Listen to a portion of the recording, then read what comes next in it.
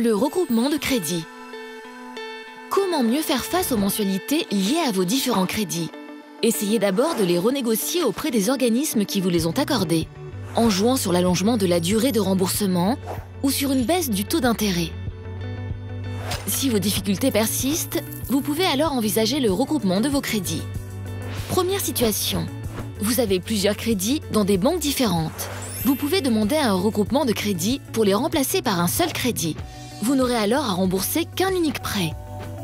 Prenons l'exemple d'un couple qui a 3 crédits pour des mensualités totales de 1 500 € avec un prêt immobilier arrivant à échéance dans 7 ans, un prêt pour l'achat d'un véhicule arrivant à échéance dans 2 ans et un crédit associé à une carte de crédit remboursable en 2 ans. Après négociation et regroupement, le couple n'aura alors plus qu'une mensualité de 660 € sur 15 ans.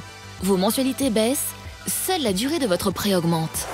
Mais attention, les conditions du nouveau crédit ont changé avec un remboursement en 15 ans et un taux d'intérêt de 9 %. Ce qui fait qu'au lieu de payer environ 50 000 € d'intérêt, le couple paiera au final plus de 90 000 € d'intérêt et de frais. Autre situation, tous vos crédits sont dans la même banque. Vous pouvez demander une restructuration de votre dette à cette banque. Un crédit unique vous permettra alors de mieux faire face à ces créances ainsi regroupées. Il y a enfin le rachat de crédit. Une banque ou un organisme financier peut vous racheter tous vos crédits, quels que soient les organismes qui vous les ont accordés. Dans cette situation, vous souscrivez alors un nouveau prêt unique auprès de cet organisme. C'est lui qui remboursera par anticipation vos crédits en cours.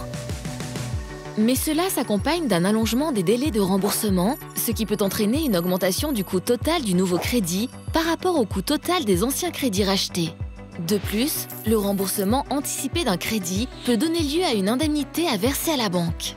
Ce qu'il faut savoir, une fois l'offre signée, vous avez droit à un délai de rétractation de 14 jours pour un regroupement de crédit à la consommation et à un délai de réflexion de 10 jours pour un regroupement de crédits immobiliers. Quand la part des crédits immobiliers représente plus de 60 % des crédits regroupés, sachez que c'est la réglementation des crédits immobiliers qui s'applique. N'oubliez pas que votre nouveau crédit sera au moins aussi long que le plus long de vos crédits antérieurs. Et si le taux d'intérêt du nouveau crédit n'est pas fixe mais variable, gardez-vous une marge pour faire face à une augmentation des mensualités en cas de hausse des taux. Enfin, soyez attentifs aux conditions du nouveau crédit et à son coût total. Les publicités pour ces opérations doivent faire apparaître clairement le coût du crédit avant et après le regroupement. En conclusion, n'oubliez pas que de nombreux organismes ou intermédiaires proposent leurs services.